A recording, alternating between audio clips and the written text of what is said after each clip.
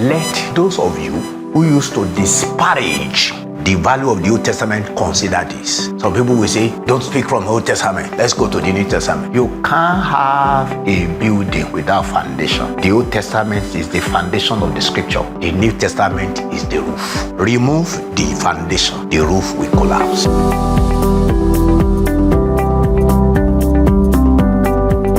Lord Jesus, we give you praise. Be thou exalted, Lord, in Jesus' name. Lord, send your word and help us again. Thank you, Father, for helping us, and we know you will still help us more. Glory be to your name. In Jesus' name we pray. Amen.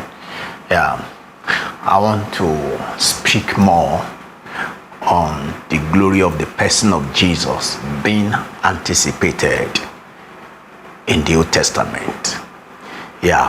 I will show you further titles given to Jesus in the Old Testament, and also show to you the indirect testimony of the Old Testament scriptures pointing to Christ. When Jesus says in John 5:39 that you are studying the scriptures thoroughly, and these are the scriptures who speaks about me. Okay, for you to see, and then I will conclude to tell you that the Old Testament was what the apostle used to preach the gospel. Now, to save time, I may not be reading those scriptures just for the sake of time. In Isaiah chapter 60 verse 16, Isaiah chapter 60 verse 16, Jesus Christ has this title, the mighty one of Jacob. The mighty one of Jacob. The mighty one of Jacob. In Jeremiah 23 verse 6, he is called the Lord our righteousness. He is called the Lord our righteousness. In Micah chapter 5 verse 2, Micah chapter 5 verse 2, he is called the ruler in Israel. The ruler in Israel. In Zechariah chapter 6 verse 12, he is called the branch. He is called the branch. In Zechariah chapter 6 verse 13, is called the king priest. The king priest. Please let me read that to you. Zechariah chapter 6 verses 12 and 13. And speak unto him, saying, thus speaketh the Lord of hosts, saying, behold, the man whose name is the branch, Jesus Christ, the branch, and he shall grow up out of his place, and he shall build the temple of the Lord. Verse 30. Even he shall build the temple of the Lord, and he shall bear the glory, and shall sit and rule upon his throne, and he shall be a priest upon his throne, the king priest, and the counsel of peace shall be between them both. Is called the branch, is called the king priest, is even called the priest after the order of Melchizedek, the king after the priest after the order of Melchizedek. That is Psalm 110 verse 4. Then he's called the shepherd. God call him the shepherd. In fact, he called him my fellow. Zechariah chapter 13 verse 7. Zechariah chapter 13 verse 7. Awake, O sword, against my shepherd, and against the man that is my fellow. That is his title. Two titles here. First, shepherd, my shepherd. Two, my fellow. Say the Lord of hosts, smite the shepherd, and the sheep shall be scattered. And I will turn my hand upon the little ones. Jesus Christ, my shepherd. That's the title. Then, my God's fellow, my fellow. In Malachi chapter 4 verse 2, He is called the Son of Righteousness. The Son of Righteousness. Malachi chapter 4 verse 2. But unto you that fear my name shall the Son of Righteousness arise with healing in his wings. Christ is the Son of Righteousness that has healing wings. And ye shall go forth and grow up as calves of this stall. Now, let me now show you indirect testimony of the Old Testament scriptures pointing to Christ. And I will like you to see this. Three indirect testimony. Even Jesus spoke this about himself. Jesus is the manna that the Israelites had in the wilderness. That manna they had was pointing to Jesus Christ. 2, the brazen serpent. When the fiery serpent was biting the Israelites and many of them were killed, that God told Moses to raise a brazen serpent and put it on the pole.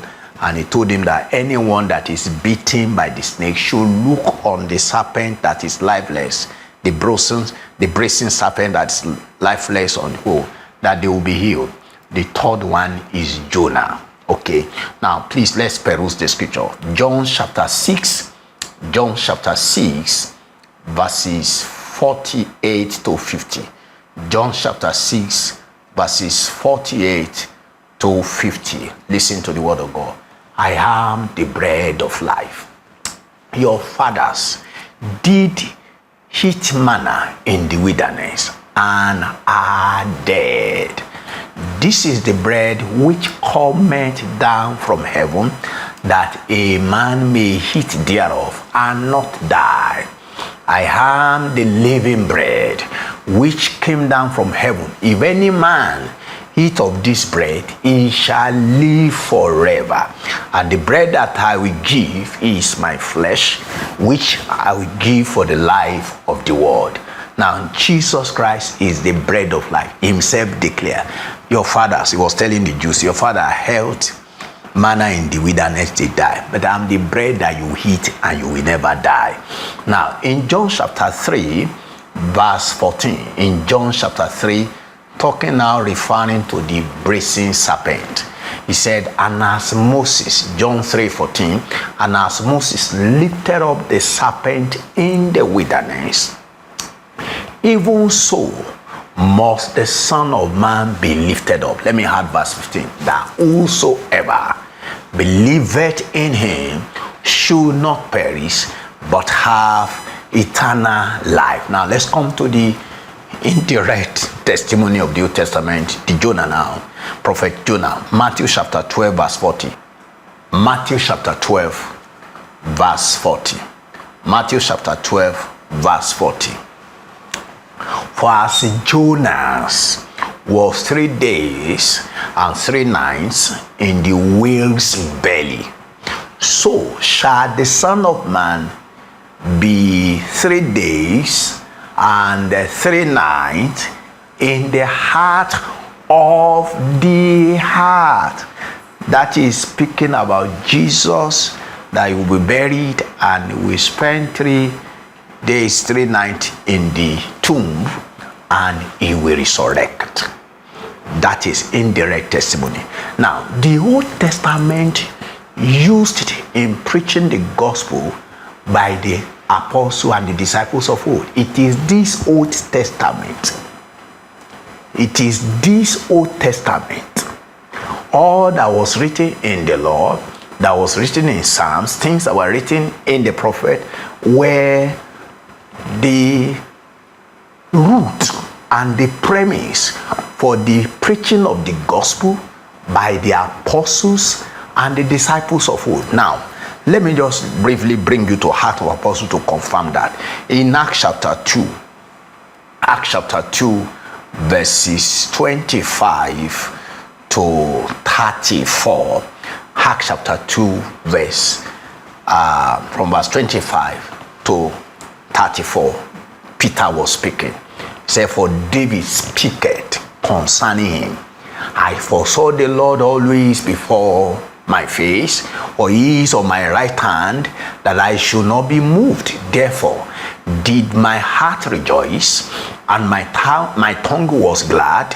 Moreover, also my flesh shall rest in hope, because thou wilt not leave my soul in hell, neither wilt thou suffer thy Holy One to see corruption. Thou hast made known to me the ways of life. Thou shalt make me full of joy with thy countenance. Men and brethren, you see, this brother was quoting the Old Testament. Men and brethren, let me freely speak unto you of the patriarch David, that he is both dead and buried, and his sepulchre is with us unto this day. Therefore, being a prophet, see, Peter, he saw David, that David was not just ordinary man, he was not just a king, himself was a prophet. And knowing that God has sworn with an oath to him that of the fruit of his loins, according to the flesh, he will raise up Christ to sit on his throne. He, seeing this before, spake of the resurrection of Christ, that his soul was not left in hell, neither his flesh did see corruption. This Jesus hath God raised up, whereof we all are witnesses. Therefore, being by the right hand of God exalted, and having received of the Father the promise of the Holy Ghost, he hath set forth this which now ye now see and hear. For David is not ascended into the heavens. So David was not speaking about himself in the psalm. For David is not ascended into the heavens, but he said himself, the Lord said unto my Lord, sit thou on my right hand, until I make thy foes thy footstool. Let me pick one or two more, then I round off. Chapter 3, verses 22 to 25. Acts chapter 3, verse 22 to 25. Listen, say, for Moses truly said unto the fathers, a prophet shall the Lord your God raise up unto you of your brethren, like unto me.